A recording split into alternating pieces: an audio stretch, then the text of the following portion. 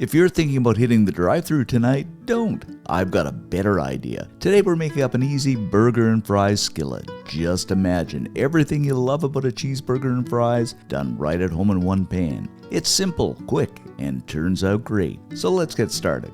Okay, the first thing we're going to do, grab up some fries, and we're going to get these in a baking pan. Not too many, maybe something like this. Now, I'm just using a straight fry here, guys. You can use crinkle fries, whatever you like. You can even do them homemade, but that's a lot of work. But these are going to look really nice over the ground beef. So let's get these into an oven for about, 20 or 22 minutes, just until they get a nice golden brown. Next up, into a pan with a pound of medium ground beef. Actually, it's lean, and I'm just going to break this up a little bit. Of course, using the good old breaker upper thingy. Now, I'm using cast iron here, guys, because this is going into the oven briefly. So no sense transferring it to a baking dish, not if you have an oven-proof pan. And cast iron works perfectly. And we're just going to stir and fry this until it's basically cooked through and no longer pink.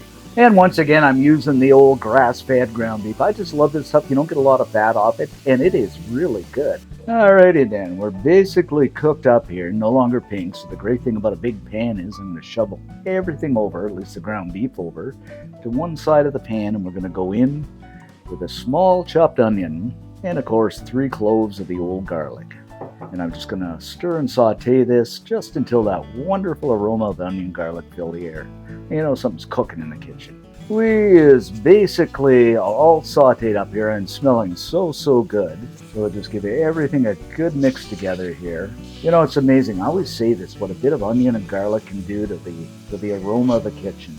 Now it is time, my friends, to add in our goodies. So we're going to start with a bit of salt, probably about, 3/4 of a teaspoon, some of the old ground black pepper, and you guys know I'm a ground black pepper lover, so, about 1.5 teaspoons of this, entirely up to you.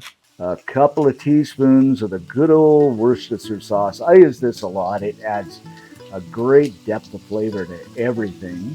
And because it is a burger, about 1 tablespoon of mayo. Get out of there. There we go. And I'm going to eyeball this. A couple of tablespoons of the good old ketchup. You could use some barbecue sauce too, but today I'm not going to do that. Maybe something like that. Then 1 teaspoon of the good old smoked paprika. And if you watch any of my videos, you know what I'm going to say. Use the smoke because it's so much better. My old-time standby teaspoon of Italian seasoning. And a little hit of yellow mustard, I'd say about, a teaspoon of that. Grab up the old spoon and give everything a stir around here. And isn't this kind of looking like a burger? That is to me anyway.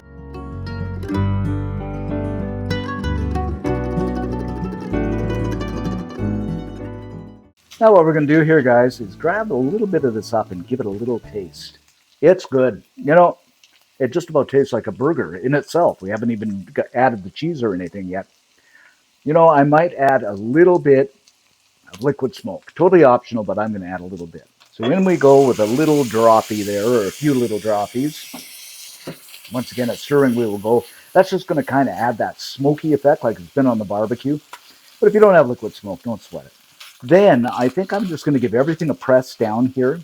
And see if I can get a little bit of a sear on the bottom, just so it's got that burger effect. I mean, it's good just as it is, but that burger effect is going to be so good.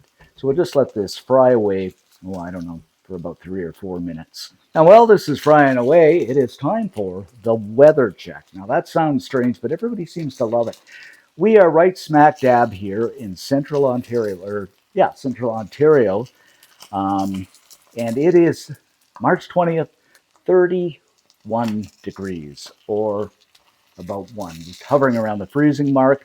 It should be spring. Where is it? I want spring. We got snow on the ground. So let me know. I'm always curious what the weather's like down your way.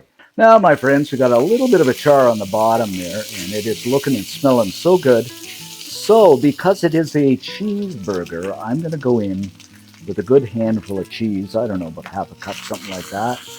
Give this a stir around. Just let that cheese melt down. This is going to be good, I think. And so fast and so easy. Our cheese is basically melted down here, so I'm just going to flatten this out a bit. Then maybe we can get a close-up here, guys, and just look at this. Doesn't this look fantastic? I don't know what they say. What do they say? Small things amuse small minds? But I think it's going to be good. Next up, over the top with another layer. And this is just old cheddar cheese. You can use whatever cheese you like. And we want some of that beef showing through, so we're not going to completely cover with cheese. You know, aesthetics or looks in cooking is half the battle, they say. Now it is time to grab up some of those fries, and over top of that we go. Now we're not going to cover this completely with fries because we want a nice look on here. Yeah, something like that. You know, somewhat disorganized so it looks rustic. Okie dokie, we are looking good. So I'm going to go over the top with a little bit more cheese because, you know, it is a cheeseburger. That's looking pretty good for now. So into the oven we go at 425 Fahrenheit. Well, I guess for about 10 minutes until that cheese melts down. After about 8 or 10 minutes, guys, just look at this cheesy fries and cheeseburger goodness. Oh, you are going to love this. So what I'm going to do now is garnish this up with a few green onions. You know, you got to have onions with burgers, and it gives it that nice perky green finished effect. Okay, my friends, let's dig in here and see what we got. Some of that cheese, those fries, some of that burger mix. Oh, just look at this. It is going to be so yummy. All right, time for down the old hatch. I'm not trying to sell you on this, but this is just like a burger and fries without the bun. It is so darn good. You got to make this up. One thing I would say, maybe use a bit of Tex-Mex, or you could even use a little bit of mozzarella to get that stringy effect. And also, I use lean ground beef, but I would use maybe a medium, get a little more grease in there. But other than that, it is just fantastic. You got to make this up. If you do, leave us a comment. Love to read them. Most of all, like and subscribe. Helps the channel out. Thanks for watching, guys, and stay tuned for many, many more videos. I'm going to have more. Good. We'll see you next time.